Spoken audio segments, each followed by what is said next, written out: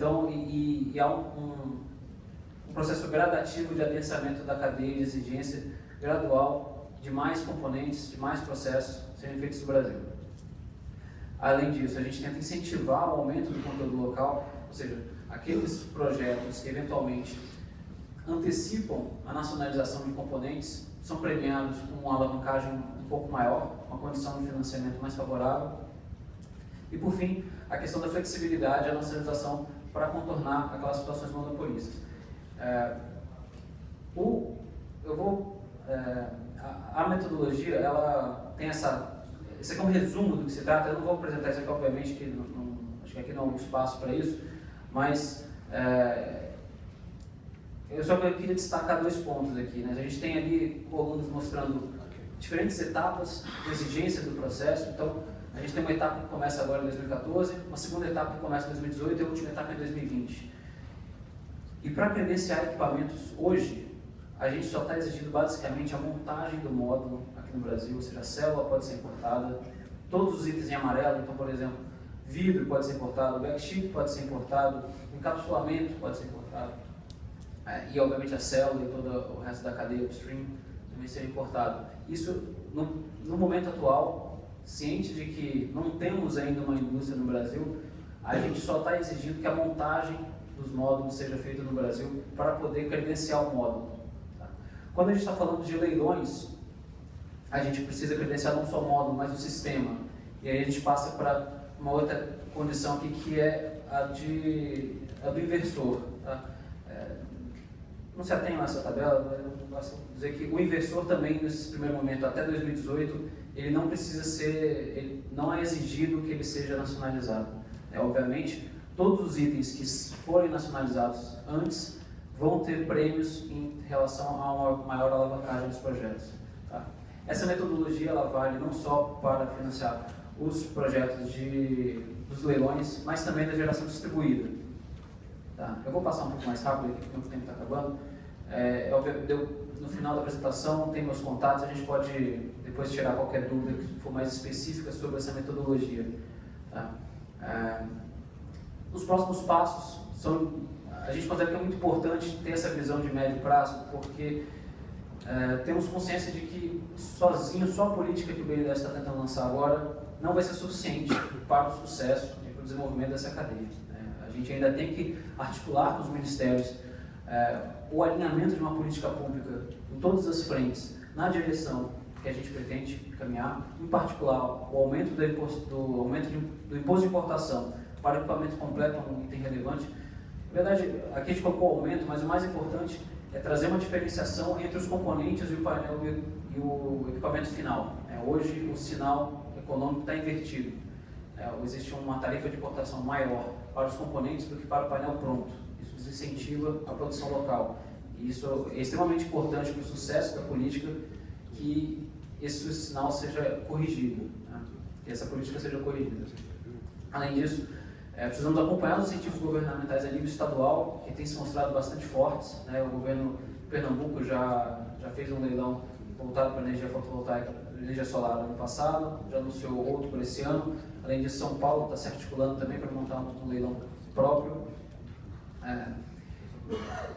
E, por fim, a gente acho que é importante para todo o mercado, e nós concordamos que ter uma sinalização de demanda mais clara a médio e longo prazo vai ser importante para trazer os elos de maior valor agregado da cadeia para o Brasil.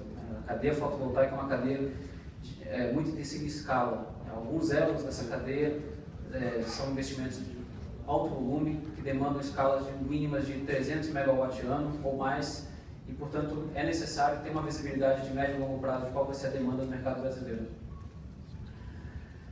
Bom, aqui só um quadro, uma representação da matriz energética brasileira. Eu acho interessante colocar porque muitas vezes nós somos questionados, porque se queremos fomentar a energia solar no Brasil, por que então fazer exigência de conteúdo local? Por que não simplesmente apoiar os projetos, permitindo a importação dos seus equipamentos?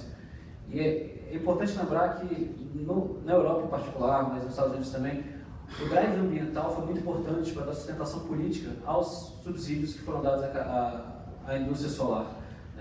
E no Brasil, nossa matriz já é em larga medida renovável, quase 80% dela é renovável, que é uma realidade diferente do que existe nos Estados Unidos e na Europa.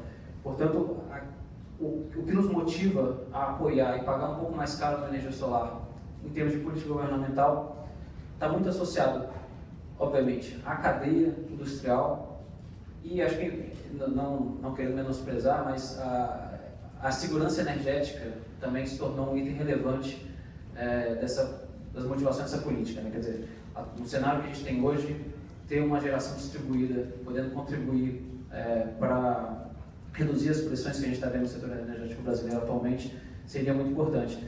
Mas o fator ambiental é um fator de menor peso. Esse é o meu ponto.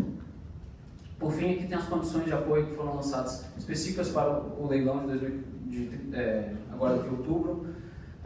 São duas linhas que a gente pode utilizar para apoiar os projetos. A gente está falando da FINEM, Energia Elétrica, como já foi até mencionado anteriormente. É a nossa linha tradicional para o setor elétrico. Além disso, também podemos usar o Fundo Clima. São duas linhas extremamente vantajosas em termos de taxa. O Fundo Clima é um fundo que quem é o dono desse fundo é o Ministério do Meio Ambiente. Ele é composto por royalties do petróleo. Nós gerenciamos parte desses recursos e estamos disponibilizando para apoiar a cadeia toda, não só os projetos, mas então, inclusive, empresas que queiram se instalar no Brasil para fabricar componentes da cadeia fotovoltaica também podem acessar linhas que são extremamente vantajosas. Os prazos variam, o Fundo Clima até 12 anos e o FINEM até 16 anos de carência. Tá? Sistema de amortização, a gente pode adotar o sistema PRAIS ou SAC, obviamente o PRAIS eu acho que é mais vantajoso para os participantes dos leilões.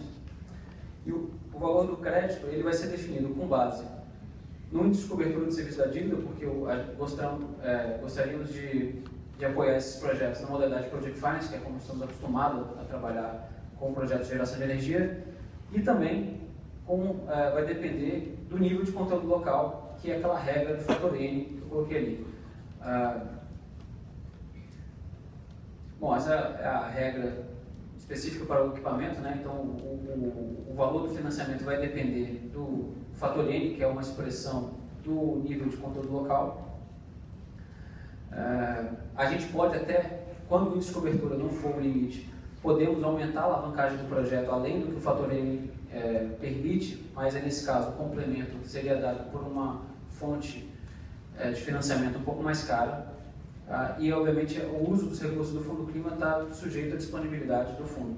Atualmente, o fundo conta com cerca de 850 milhões. Entendemos que é suficiente para apoiar todos os vencedores dos leilões agora de outubro e ainda assim sobrar recursos para apoiar a cadeia. Tá? Aqui está o meu contato, os links para toda a política de credenciamento e para as condições de apoio. Estou à disposição para quem quiser tirar qualquer dúvida. Obrigado.